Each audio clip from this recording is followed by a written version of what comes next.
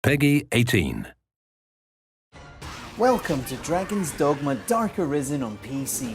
You've heard the console kids banging on about it being one of Capcom's greatest, and it is, for ages now, and finally it comes to the PC. Now don't worry about feeling left behind. I'm going to take a couple of minutes to bring you up to speed with 5 tips on how to get started in Dragon's Dogma. You start Dragon's Dogma like most RPGs. You're a simple fisher person going about your fisher person life when all of a sudden a giant red dragon attacks your village, pops open your chest and eats your heart. Much to your surprise, you wake up not dead and find out that you are in fact the Arisen, fated to quest against your winged assailant and restore order to the land. It seems that this is but one of endless mirrored worlds cursed to endure the dragon's rampage until an Arisen is able to best it. Will you be different than the others that came before you? Now, tip number 1, you haven't even left your village before you discover what's so special about being the Arisen, aside from the ability to walk about without a heart. It's that you're given command of the Pawn Legion, strange travellers to this land that can be conscripted to fight for you. This is my favourite part of Dragon's Dogma. You'll be asked to construct a pawn of your very own.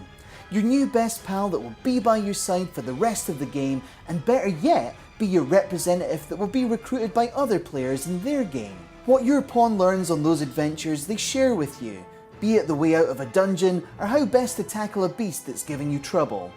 Best of all the other pawns that you meet will have been created by other players, all as uniquely styled and as informed as they are. Now, on to our second point, you can have 2 further pawns join you, which leads us to combat disciplines. Both you and your pawn can change fighting vocations to become specialised in areas. And just because you start out as a bow-wielding ranger, doesn't mean you can't end up as a mace-wielding mystic knight. The same lesson applies to your pawn, though the Arisen gets some sweet classes just to themselves. That means that if you're finding one encounter tough to crack, you can always change you and your party's style up and come back and have another go. This includes hiring new pawns in place of the old ones, especially if their skills are not up to scratch. Don't worry, they won't take it personally. May our paths cross again. Number 3, Dragon's Dogma contains multiple story branches and endings, but some things about it remain RPG steadfast, so don't overlook them. Each inn you'll visit has its share of notice board quests that you can usually mop up on your way from one destination to the other.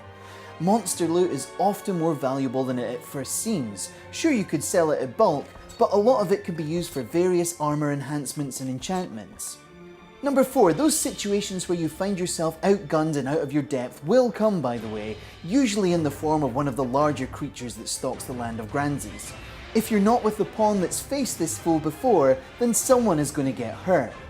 It'll be up to you to get stuck in and discover a weakness in that monster you're tussling with. There's a good chance that you could all be killed, but if you're going to go down, you may as well do it clinging to dear life on the back pelt of an enraged Cyclops.